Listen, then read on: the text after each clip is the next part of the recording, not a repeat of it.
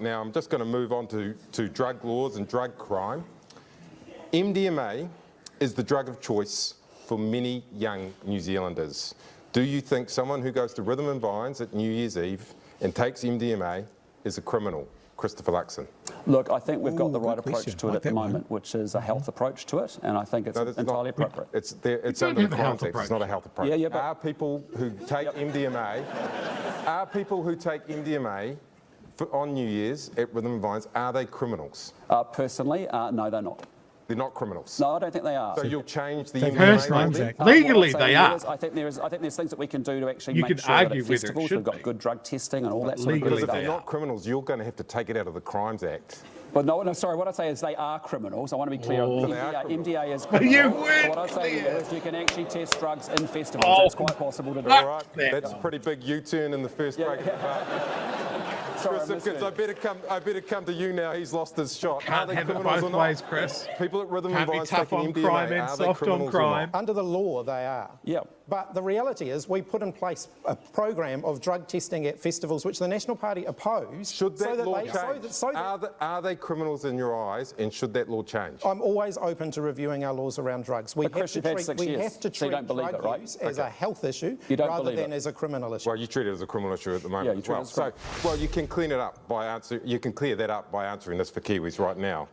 He's going to do it, isn't he? If that policy doesn't bring in the foreign cash that you reckon it will you resign? What I would resign over is not delivering tax relief for low and middle income. So he's not answering the question again. That's not the question. Answers the question, does he? Let me answer the question. The tax plan. No. The question is this: will you resign if you don't bring in the foreign cash or not? Just tell New Zealanders now. I am deeply committed to delivering tax relief to low and middle income New Zealanders. No, but it's important you understand. Still no answer. No, important to understand it. Well, Chris, there's no answer. I'm going to give you one more go. Fruit and vegetables. I'm going to give you one more go. Clear it up for Kiwis. Will you resign if your tax policy doesn't bring in the foreign cash that you reckon it will? Because, no, what I'm interested in is I want to make sure I deliver tax relief to low and middle income. I'm giving up. That's a much better response. I've given up. Okay.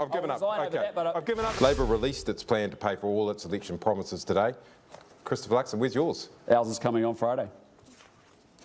Why isn't it out tonight? Because voting's open. Well, our view has been that there's a deteriorating set of books.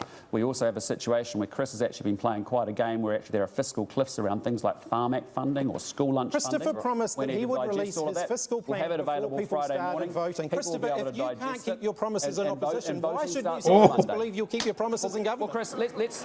Good call. Okay, here is it. Let's get down. Get in. Let's get down to some cold hard facts. Let's talk about it, Paddy. I've got to say, this negativity from Chris isn't good for him, right? Actually, I mean, I feel like I should give him a hug or something. I mean, it's not working for him, right? I mean, you don't like to be challenged. No, the last few weeks been challenged. So he lost there and pivoted to a joke. That's the second time he's done that. You don't like being challenged. If you actually answered any of the questions, I wouldn't need to challenge you quite so much. You've got to give it up. Good comeback. Okay, we are murdered. Now, a question for both of you. Moving on from health right now, and a serious question. Mark that one. Do you think we are a racist country, Chris Hipkins? I don't think we're a racist country, but I think some of our politicians are certainly playing the race card in this election. Is one of them in this room? You said that. Is one of them in this room? Well, he certainly wants to work with people who are. Oh, that is good answer. Look, we are not a racist country. We are not a racist country, but there are people who are racist within New Zealand. But it doesn't make us a racist country. Paddy, I've got a quote I want to give you. This is a quote from last week. And it's from a Receipts. New Zealand First candidate speaking at a Meet the Candidates meeting. And I get a bit angry about this because this is a direct quote. Get angry. And he's talking about Māori. He said, "Cry if you want to, we don't care. You pushed it too far. We are the party with the cultural mandate and the courage to cut out your disease and bury you permanently." Christopher, you're willing to work with these people. Why?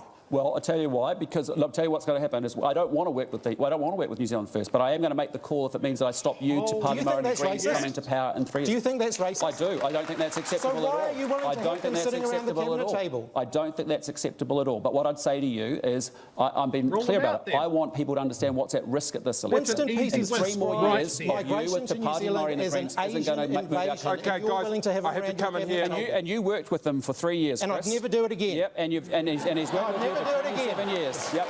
Yeah. All right, I'm going to... And half the 15-year-olds fail the most basic maths, reading and writing tests. That's not good enough. We need more ambition, we need more aspiration. We teach the basics.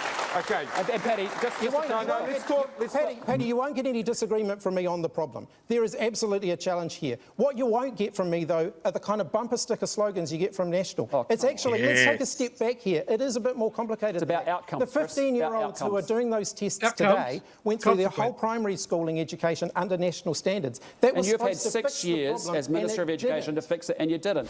And my question is this: do you sometimes have to abandon your personal principles in order to succeed in politics? Christopher Luxon. Okay. No. All right, well, I'll come to a couple where I think you might have, and I'll start with you. I'll start with you, Christopher Luxon. You know, a lot of women out there say that they can't vote for you because of your personal principle on abortion. Do you regret saying that it's tantamount to murder? What I've said very clearly is I would resign over any change to our abortion laws, access or funding. The reality is that our abortion laws were discussed in 2018. They are settled. As Prime Minister, I represent all the views of all New Zealanders. Those laws will stay intact. Our funding and our access will stay intact. And if they change, I'll resign. You haven't answered the question, though. You were asked whether you think abortion is tantamount to murder. No, he was asked whether he regrets it, and he can say whether he regrets it. Well, what I've said is very clearly is if our abortion laws change, I'll resign.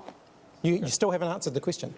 Well, we all have different views, Chris, about pro-life or pro-choice views. I've been very clear. Yes, so what are yours? That actually those laws have been settled. The discussion happened. The debate happened. The laws are settled. I represent all New Zealanders and act in their interests. Christopher, I can understand and I because there are a lot of people in your caucus that do want to see the abortion laws change. That's not going to happen. You've got members in your team who celebrated the Supreme Court decision in the US, and Chris, you had members in your caucus that would have had a different position on those laws as well. The key thing is the laws are settled and they won't be changing under my government. So will you do bipartisan stuff on decriminalisation of drugs? Because he's inviting you to do it right now. It's another chance. Yeah, our party's not supportive of that. Okay, so there will be no agreement on that. But a minute ago, hang on a minute. Earlier in the debate, you said I get it. Yeah. Nobody changed that. You just. Okay. You said doesn't play with the base. Question for both hang on. You can't even keep a consistent position during a debate. A few minutes ago, you said that you thought that drugs should be treated as a health issue, not as a criminal issue. Now you're saying you don't support that position. Chris, I'm quite happy with the settings that we've got today. What I'm saying to you is that's exactly where we are.